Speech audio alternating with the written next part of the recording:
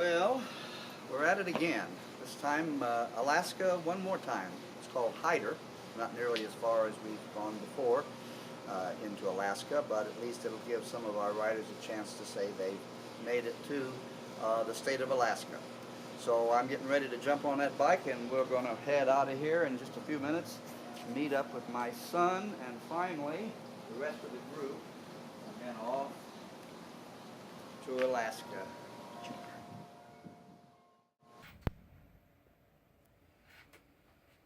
Hello, my name is David Edsel, and I'm going to be our narrator for this video to Alaska by motorcycle. I wanted to show you a route that we're going to be taking. Let's take a look at this map back here. Yeah, we're going to be starting out right about here, Indianapolis, Indiana. And then we're going to be running up past Chicago into Wisconsin and the northern tier of states into North Dakota, and finally into Alberta, Canada, and through the Canadian Rockies, and finally into British Columbia and over to Hyder, Alaska, which is right there. Now it's that little dab of yellow you see. See, Alaska runs down through here. A lot of people think of this part of Alaska when we say we're going to Alaska, but we don't have time to get there on this trip. This will give some of our riders the opportunity to say they've ridden in Alaska. Now, once we've hit Hyder, we'll return backtracking to Prince George, where Kent is going to depart and come down here so he can pick up some states down here. Would be California, for instance, and Washington State probably, and so forth.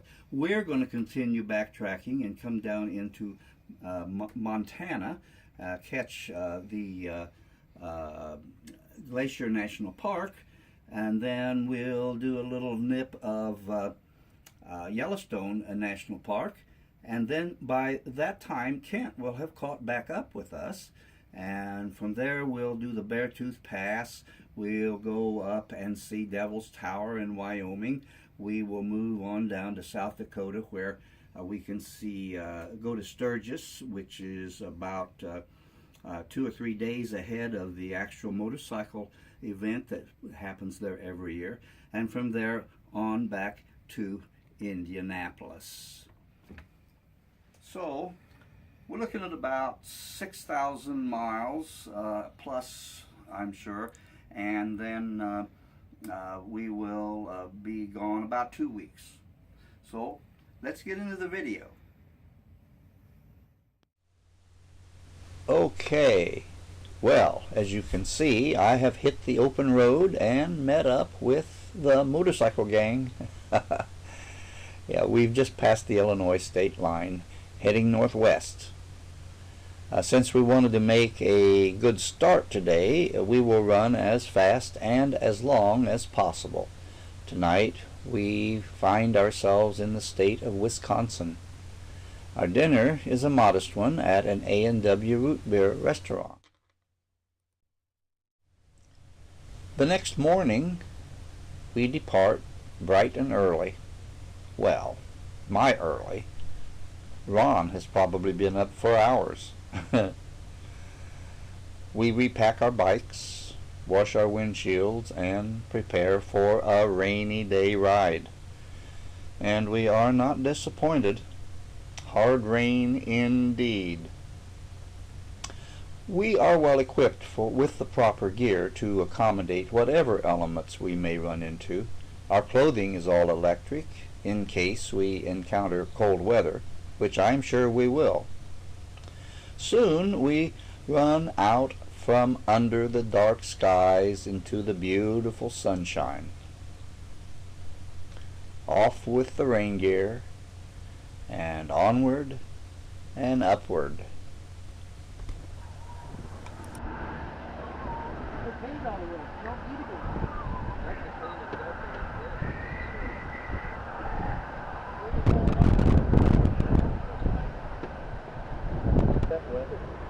Take your battery charger.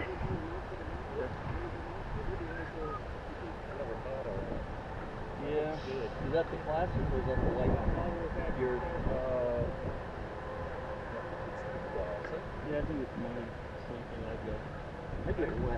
I stopped in Duluth, you know, and I think they gave me 20% off. Oh, really? Buy it at the store. Yeah, this gets me wet. Oh, it does.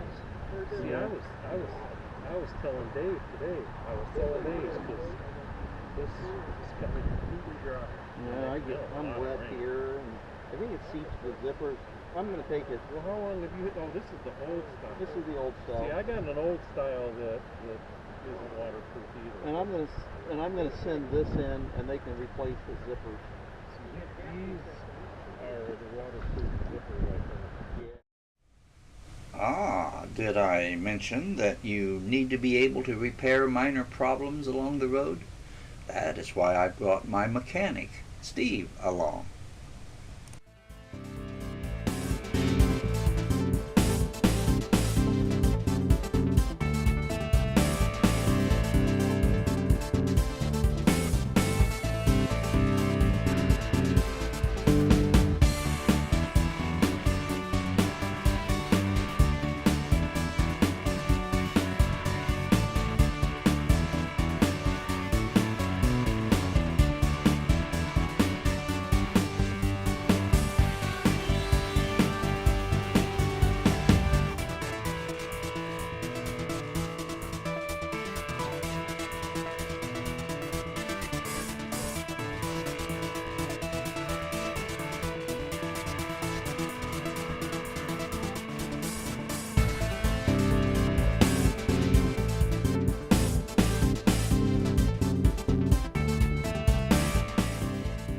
Here we are getting a glimpse of the Badlands. Generally, the Badlands are thought of in South Dakota, but these Badlands are in North Dakota along the Little Missouri River and cover an area about 20 miles wide and 150 miles long. North Dakota itself is in the exact center of the North American continent. The Badlands were carved by the Little Missouri River when the glacier diverted the river more eastward about 600,000 years ago. We are traveling north on Route 85. Other sites in this area are Theodore Roosevelt National Park and the Little Missouri National Grasslands. This bridge is going over the Little Missouri River.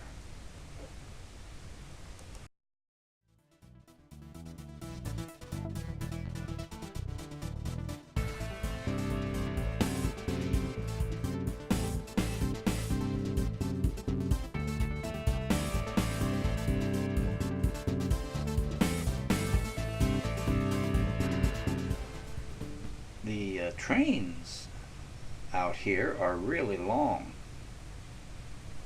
I counted nearly 100 cars on this train.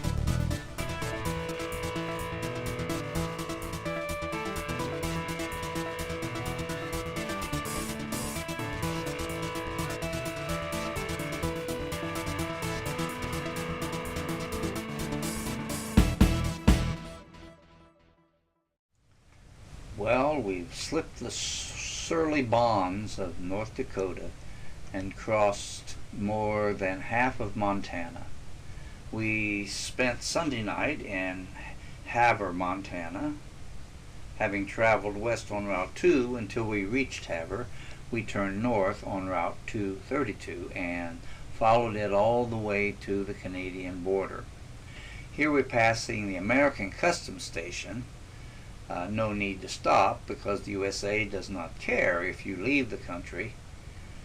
Just across the borderline we line up for our inspection and permission to enter the country of Canada.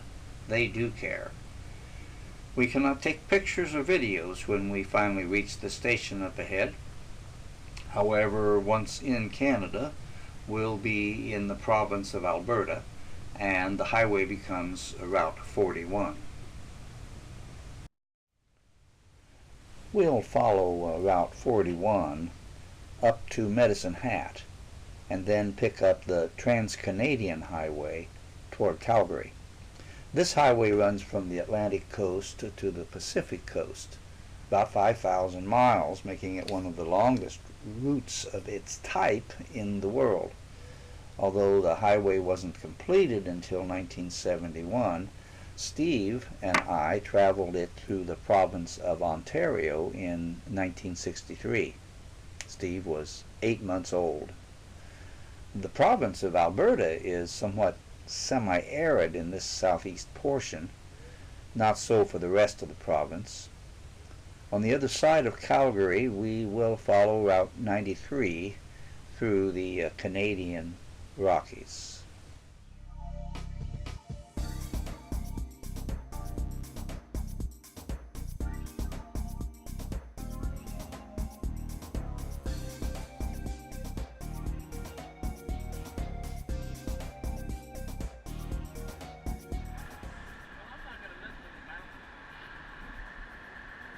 We're doing all right on this trip. Yeah, we're doing all right on this trip.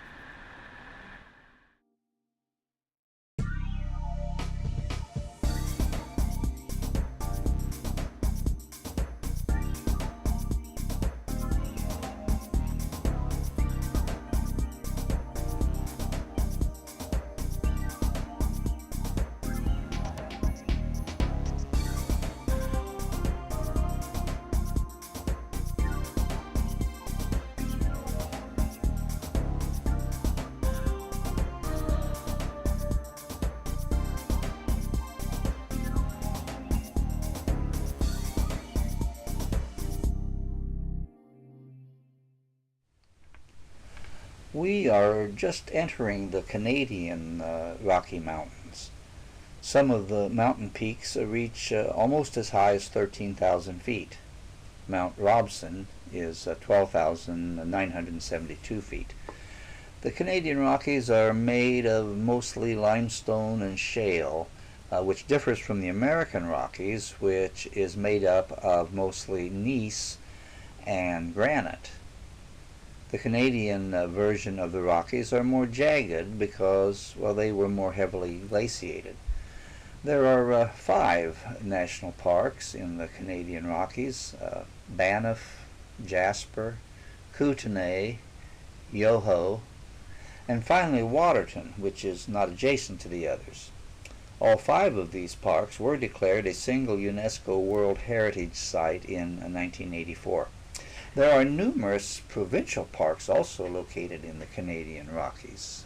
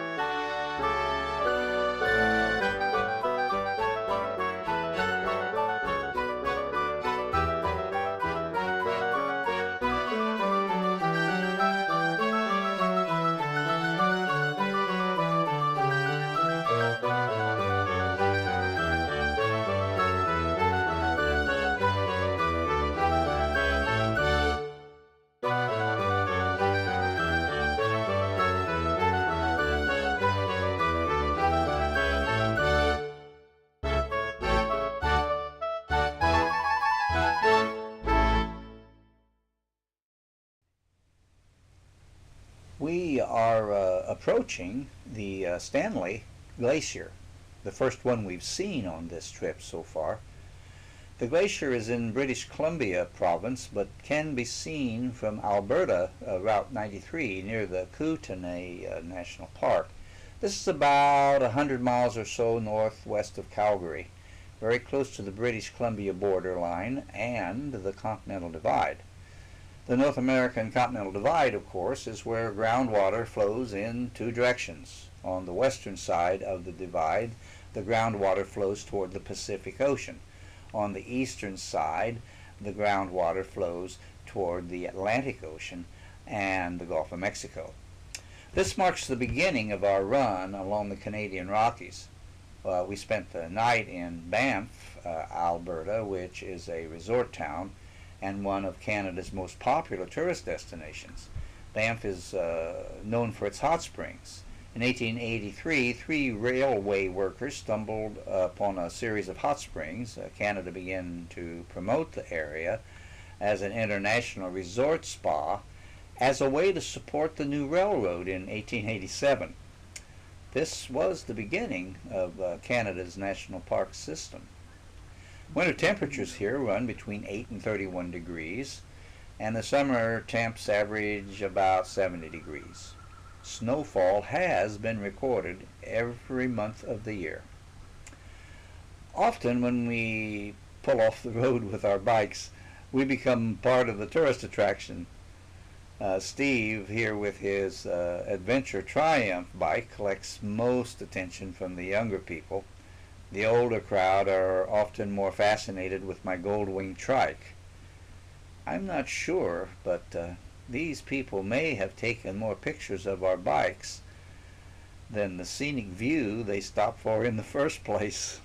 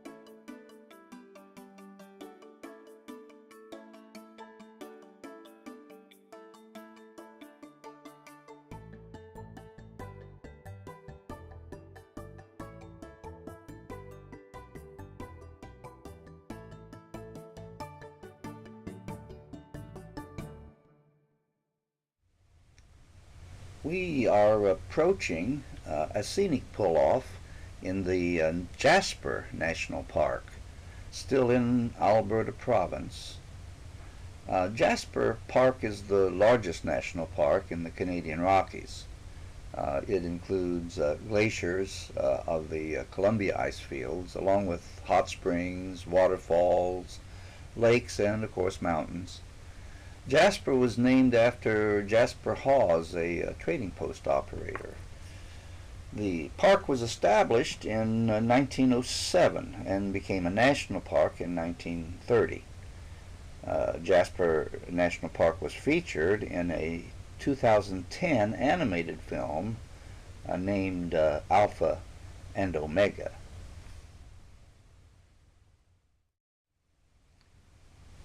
Departing this scenic pull-off, we will turn left onto Route 16, and in just a few miles we'll cross the Continental Divide and enter into British Columbia.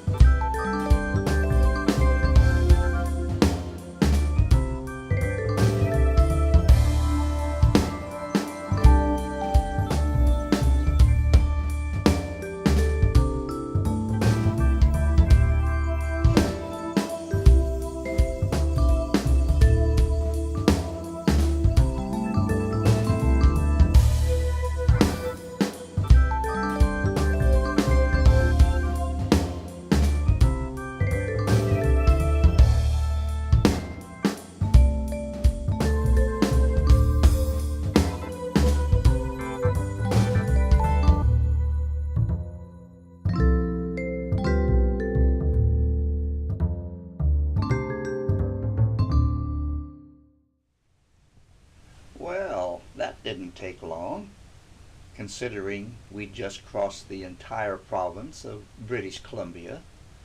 We passed through Prince George, and we are very near to Hyder, Alaska, on the British Columbia Highway 37.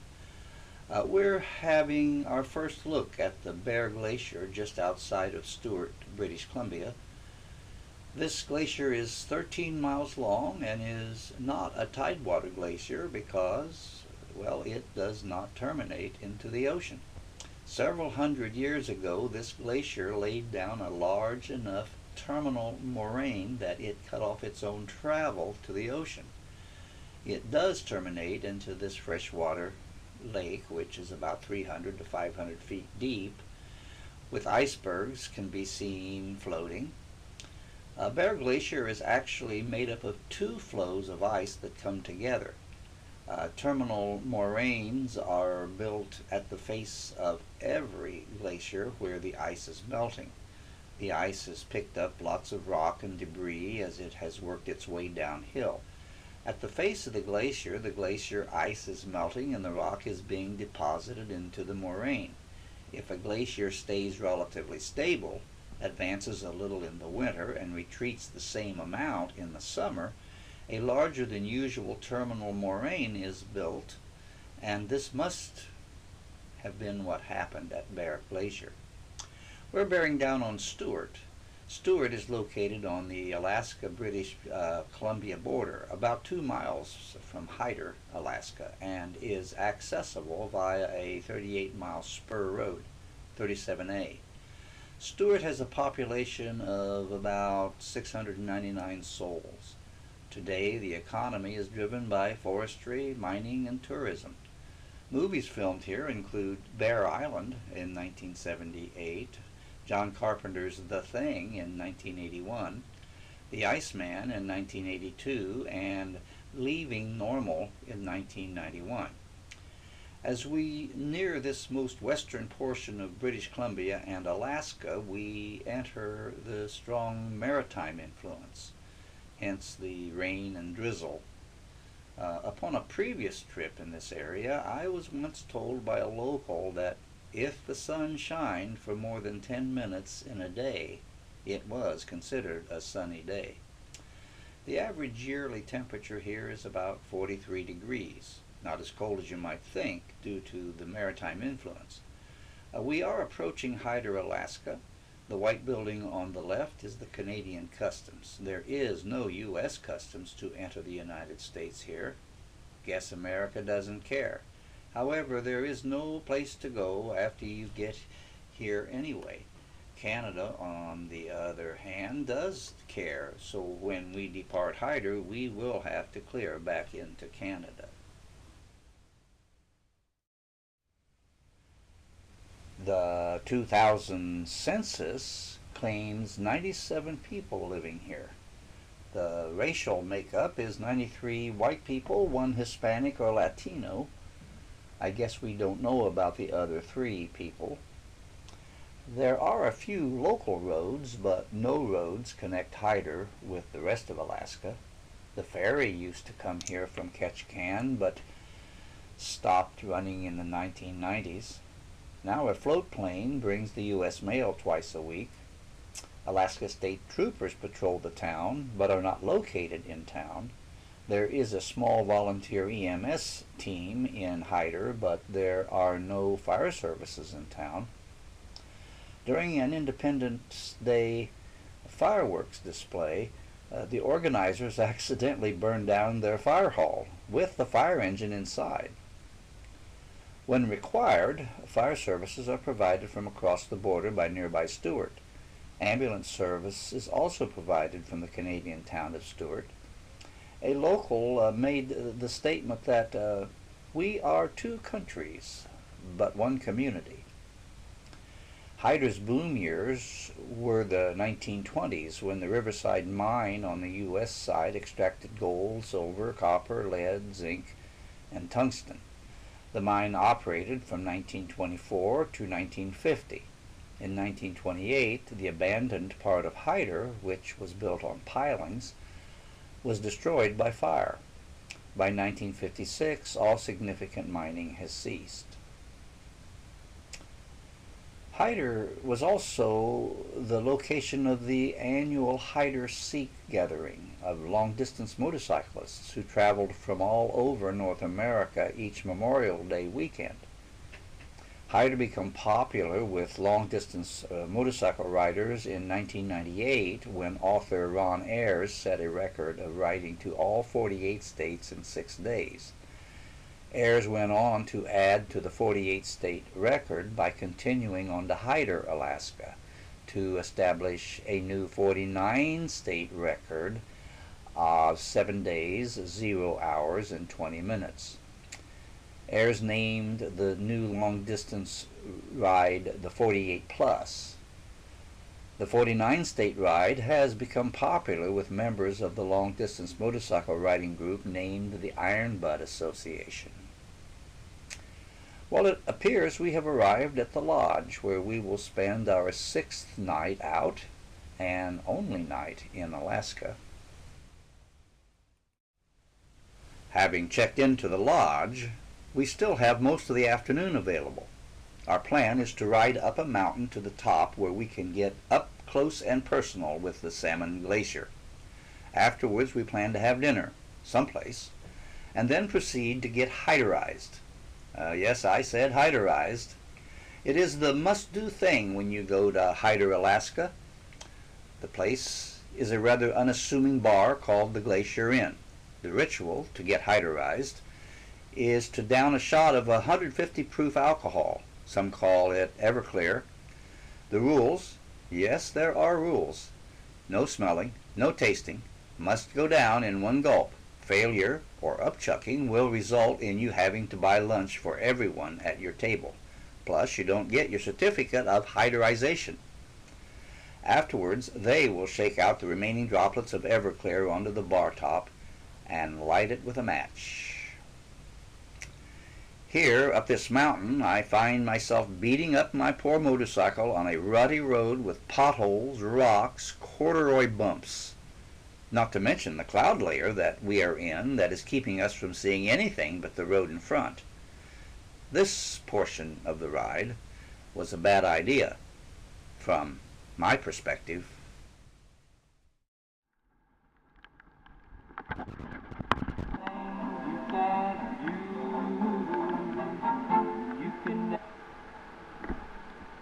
Okay, road is closed.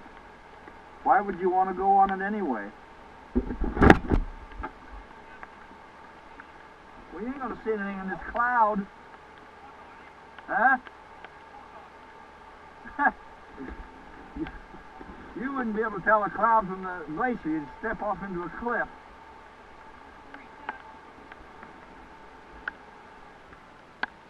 Low-flying aircraft. Oh, they'll be damn lucky if they don't kill themselves.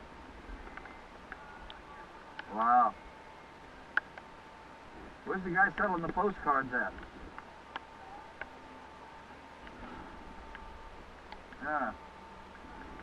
Well, boys, I got to start back if I want to eat, because I'm only doing about 4 or 5 miles an hour on this road. And that's about 3 hours back. Just washboard, washboard, washboard. Now, I'm not going to beat this motorcycle up again.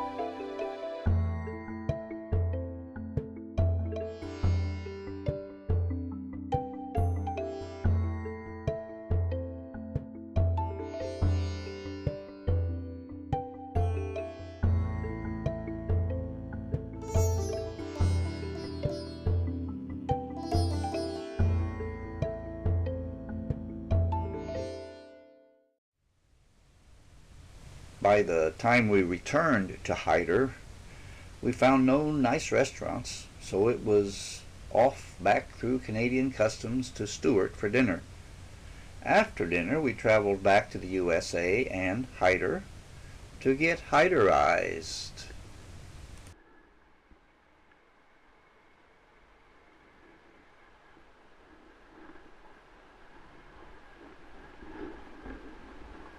So what's the deal?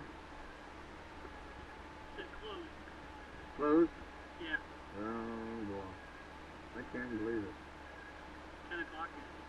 Town board is shut. Okay, I guess we go to bed. I don't know how to get Hyderized now. Unless we come back someday. I guess that'll be it.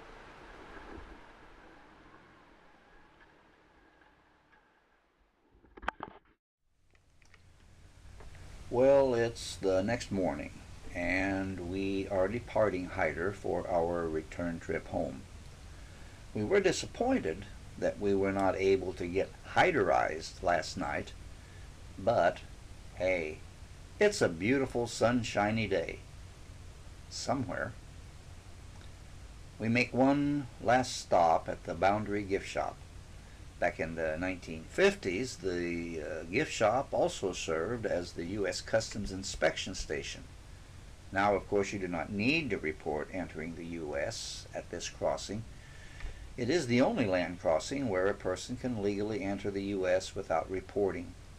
The Boundary Gift Shop is the home of internationally famous Hungry Bear Fudge, where, I quote, "The fudge is as fresh as the ladies who make it," unquote.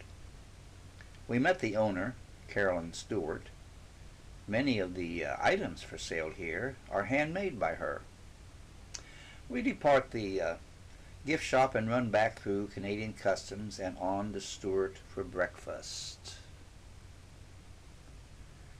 After breakfast, it's back on the open road. And one last look at the Bear Glacier. We are backtracking toward Prince George, where Kent will depart our company and head south to enter the U.S. into Washington State. We will continue backtracking our route. Kent wants to add 4 new states to the list of states he's ridden a motorcycle in.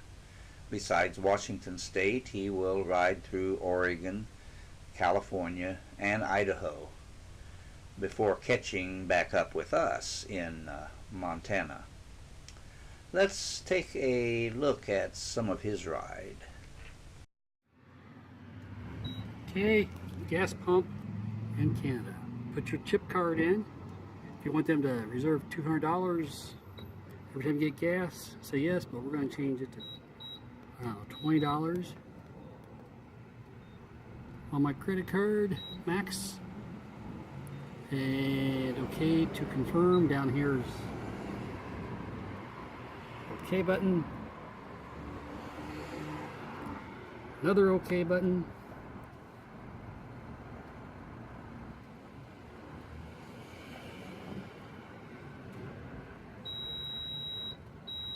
Processing.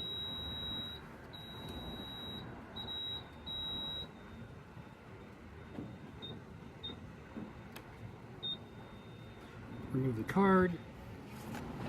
You leave it in the slot until needed. You took it out and back to getting out of cheap gas at $1.02 a liter, 0.9.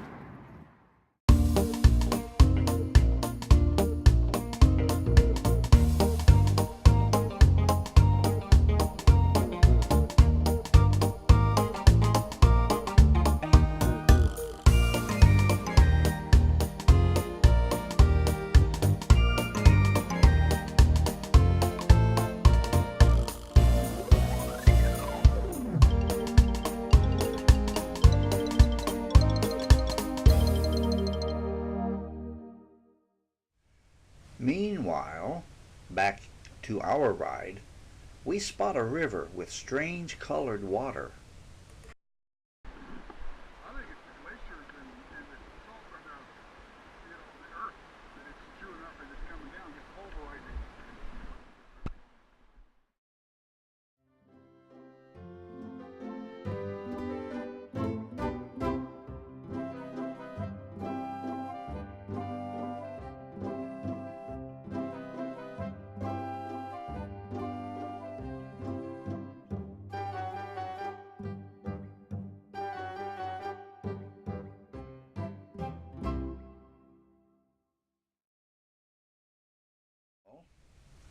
we are working our way south on Route 93, and after lunch, Steve's motorcycle tells him he is getting ready to have a flat tire. So he finds a good flat spot to pull over on to check out the problem.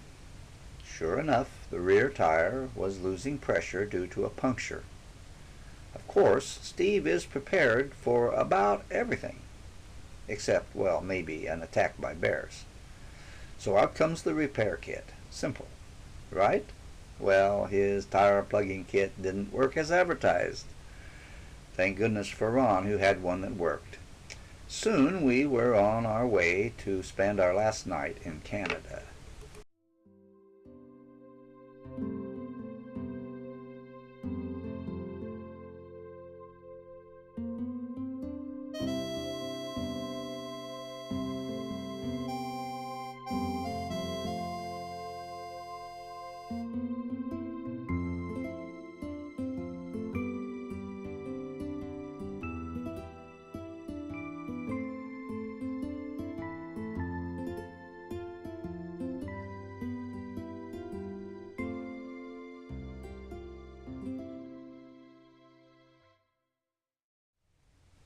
Finally, we come to the Canadian and the U.S. border.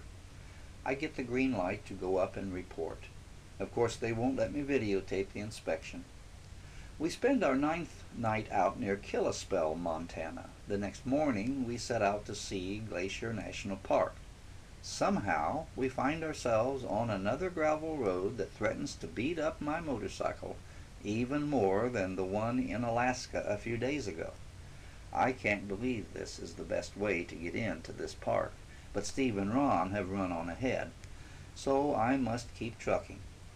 We come to Polebridge, Montana, and the Polebridge Mercantile and Bakery. Pretty neat stop and good for refreshments and to get the dust out of my throat.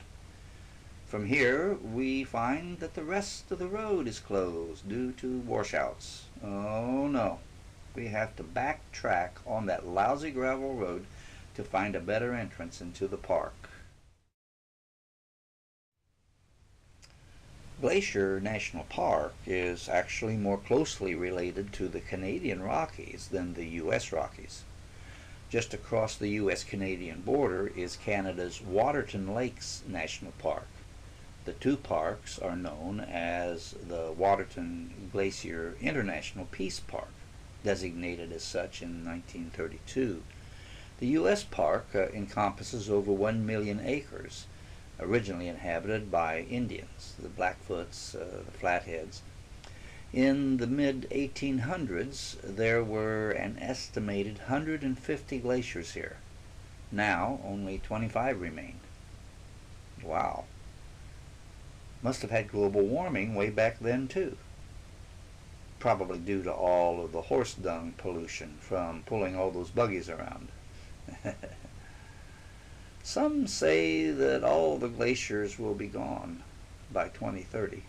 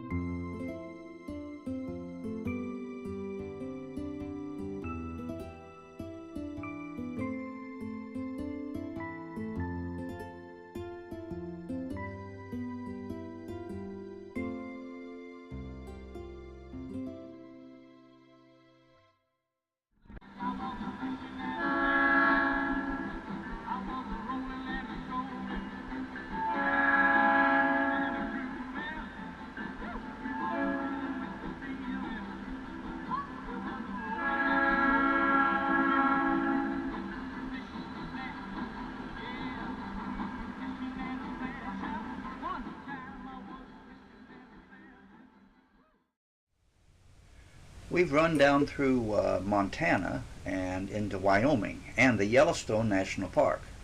Since I have a senior pass, I get in free. Yep. You got it with you? Yep. Hey, can I see it? Sure. Yeah. What's that?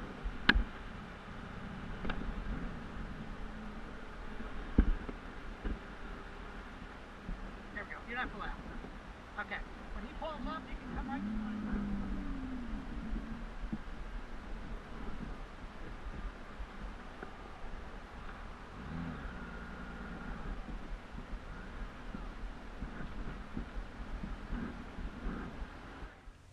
Yellowstone National Park was the first national park in the U.S. and possibly the first in the world. It actually touches 3 states, Wyoming, Montana, and Idaho. President Ulysses S. Grant signed it into existence in 1872. Yellowstone Lake is one of the largest high-elevation lakes in North America, and fully half of the world's geothermal features are here in Yellowstone, fueled by the ongoing volcanism. Steve and I have visited this park many times, both by motorcycle and car. I've even run all over this park by snowmobile during the wintertime. We will not be visiting any of its features this trip. We're going to pass through just a corner of the park, using it as a shortcut to Beartooth Pass, where we should meet back up with Kent. It appears here that our leader has led us astray. Let's listen in and see what's going on.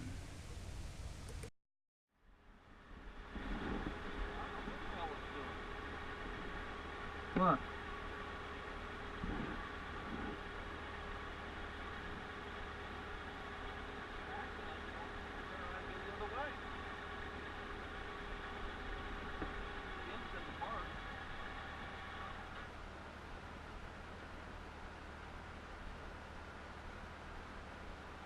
You're not running your GPS?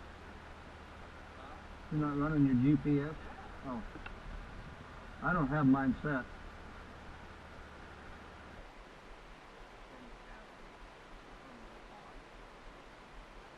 We're 20 miles from the lodge.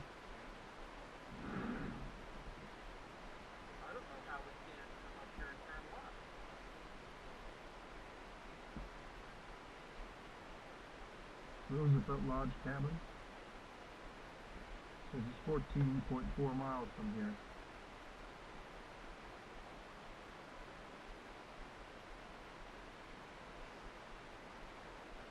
What mine says.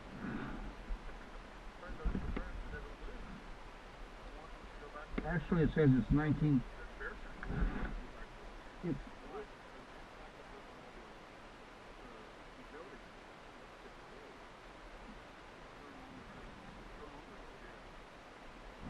yeah, it's Roosevelt is 19.8 miles. And how does it want us to go? Okay, so it wants us to go down this way. Go around that way. Which way? You're coming out to a T. You turn left or right? Well, I don't see a T. I see a 4. And anyway, we'll go that way. Huh? That way. So we'll go back the way we came from. I guess, yes. You're not going to go up and around. They both did the right. Well, there's one right turn you're going to pass and then go to the right on the next one.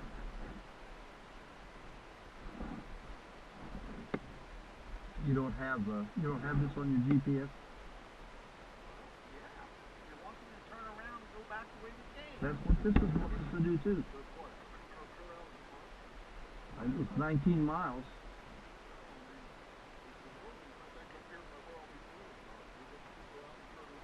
Why? We don't want to get on the Beartooth. We're trying to find a lodge. No, we're trying to get on Beartooth. The lodge is on the 212. Oh, well, I didn't know that. You just said in the park somewhere. Okay, well. Well, so you saw a sign for Beartooth. No, I didn't see a sign. I just know what it was on the GPS earlier.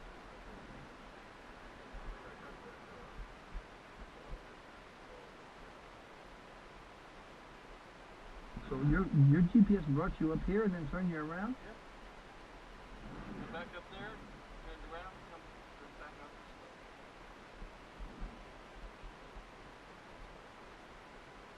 Well, we might as well go. Alright, you ready?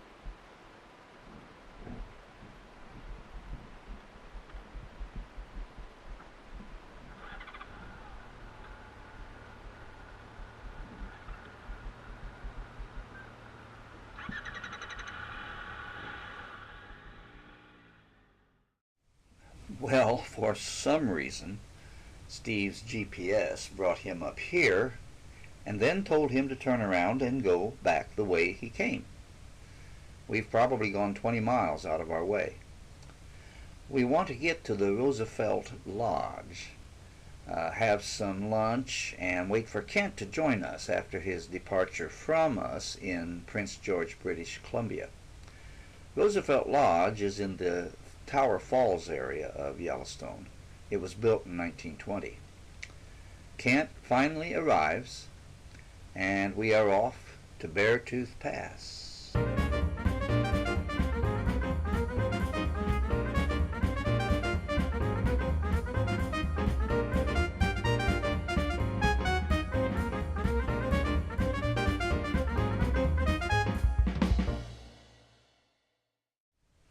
Beartooth Pass is a section of road on Route 212 in Montana, just north of the Wyoming state line. It is only open between May and October because of the snowfall. It actually can snow up here in the summer.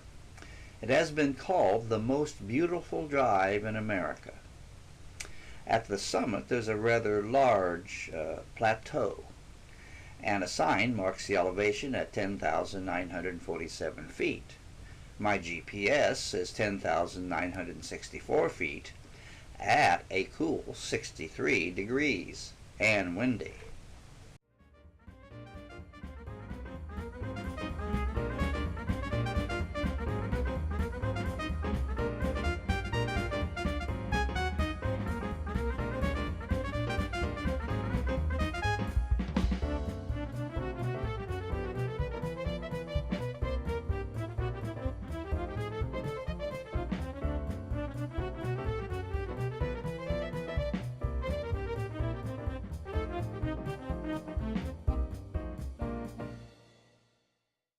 All right, Minley. Take me to the next bar.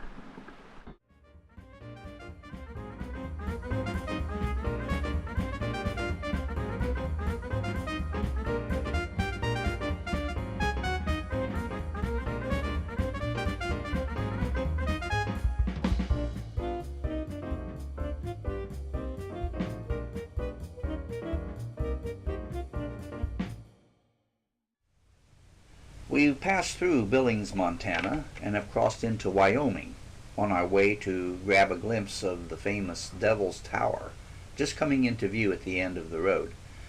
The tower is actually a laccolithic butte composed of igneous rock.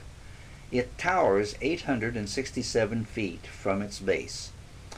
President Theodore Roosevelt signed in 1906 declaring it the first U.S. national monument. There has been a couple attempts to change its name due to the fact that American Indians consider it sacred, and the name Devil's Tower came from a misinterpretation of its original Indian names. Its name was not changed. Today, hundreds of climbers scale the tower each summer. In 1977, the tower was featured in a Steven Spielberg movie, Close Encounters of the Third Kind.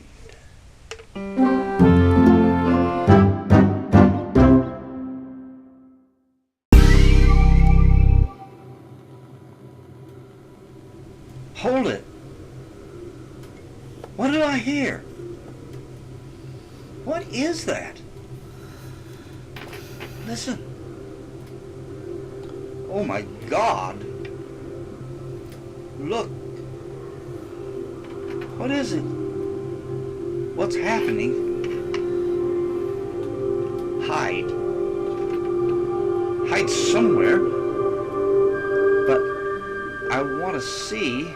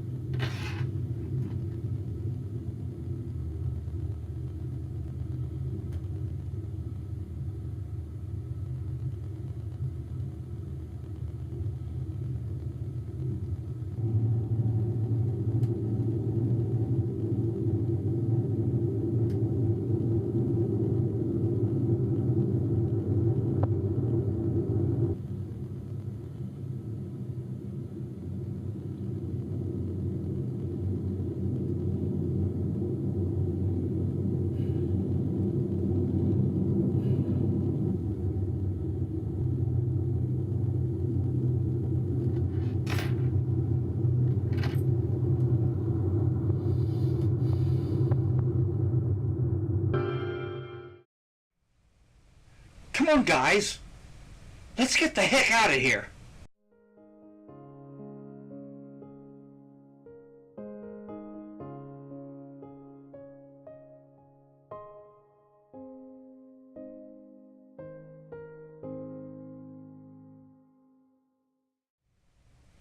Wow, that was a close encounter. Lucky we made it out alive. We've crossed into South Dakota and the town of Sturgis. It's just a few days before the famous annual Bike Week. Vendors here have already started setting up their displays of motorcycle paraphernalia. We'll spend our 12th night out in this Holiday Inn. It looks like Ron doesn't trust the people around here. He's locking his trailer to this tree. Sturgis has held this rally since 1938. It was started by a group of Indian motorcycle riders of the Jack Pine Gypsies Motorcycle Club to fight Harley riders in stunts and races. Today, more than 700,000 people come here for the 10-day event, generating around $800 million. There are restaurants and businesses here that are only open during Bike Week, making enough money so they can be closed the other 50 weeks out of the year. The population of Sturgis is only about 7,000 people, but during Bike Week the town hosts hundreds of thousands of people. In the nearby town of Deadwood, many riders choose to spend their dinner hours and overnight stays there as opposed to fighting the crowds in Sturgis. A steady stream of motorcycles can be seen running between the two towns. The entire town of Deadwood is a National Historic Landmark District and only has around 1,500 people living there. In the old days, Deadwood was known for its lawlessness. Murders were common and often unpunished. Wild Bill Hickok was among the murdered. After departing Sturgis and Deadwood, we take a turn into the Black Hills for our last sight to see, the Crazy Horse Monument. It is a mountain monument, still under construction, depicting the Lakota Indian Crazy Horse, who took up arms against the U.S. government's encroachment on the territories and the way of life of the Lakota people. He was killed after surrendering to the U.S. troops. The monument will take many years to complete. Construction was started in 1948. It will be 641 feet wide and 563 feet high. Crazy Horse's head is 87 feet high compared to the president's heads of Mount Rushmore, 17 miles away. Their heads are only 60 feet high. This is what it will look like someday.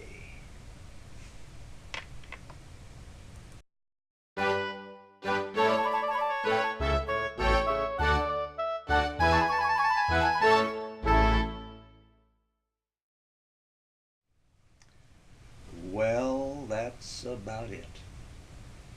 We'll spend one more night out, making it a total of 14 nights.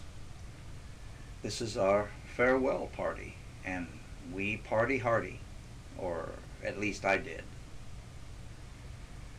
The next morning, we make our dash back to Indianapolis. As we cross the Mississippi River, I think back over the last couple weeks. We put down a lot of miles. We saw a lot, and we will remember this trip, and we will remember our good friends. I round the circle, leading me back to my home where I started from.